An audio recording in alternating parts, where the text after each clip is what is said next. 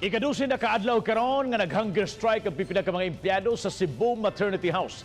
Atong kumustahon ang ilang kondisyon na og kung dunggon pa bagyon sa management ang dugay nilang yango nga aumento. Alang sa dungang detalye, adunay live report si Nico Sirino. Nico?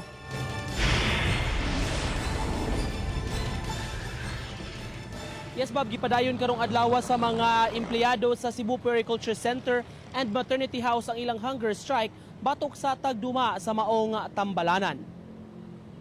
Nagpabilin karon ang picket line sa mga empleyado sa maternity diha sa Dan B. Rodriguez. Karong adlaw ang ika-12 ka adlaw sa hunger strike nga gihimo sa upat ka mga empleyado sa maong ospital. Samtang ang ubang mga empleyado, hunger protest lang una ang gihimo o ang pag-skip og tag-usa ka meal sa matag adlaw.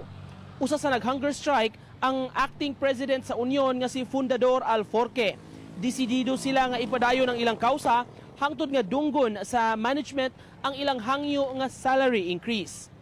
Karong hapon, mihimo og santos nga misa ang mga empleyado sa panghinaot nga madungog ang ilang giampo taliwa ning problema karon sa ilang union ug sa management sa ospital. Si Father Ace Vocales sa Commission on Social Advocacies ang nagmisa kaganiha. Awhag niya sa mga tao di magpakawa sa paglaom ug padayon nga magampo.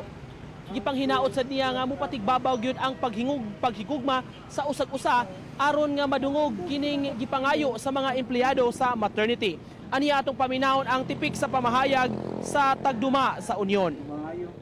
Padayon magyapon mi hantod nga masitol gyud ni siya. Kay hantod karon wala pa man gyud, padayon gyud mi ani basin pa gani ni og mapun-an pa ni sa umabot nga mo appeal sa hunger strike na gyud. O bang mga membro. Padayon pa Bab nga gikuhaan sa habig si Attorney Cornelio Mercado ang legal counsel sa Cebu Maternity House apan daanan niyang gikwestiyon ang gihimo nga hunger strike sa mga empleyado kay matud niya wala na sa ilang jurisdiksyon ang pagsulbad niining problema karon sa union ug sa management. Nagpadayon karon ang hearing gipatawag sa NCMB o gani ugmang adlaw laing mediation hearing ang gikatakda tali sa management ug sa union kundiin gipanghinaot og padayon nga gipanawagan sa union nga dunggo na gyud sa management ang ilang gipangayo nga salary increase nga katumanan sa ilang CBA. Bob? Thank you so much, Nico Sirino, sa imong live update.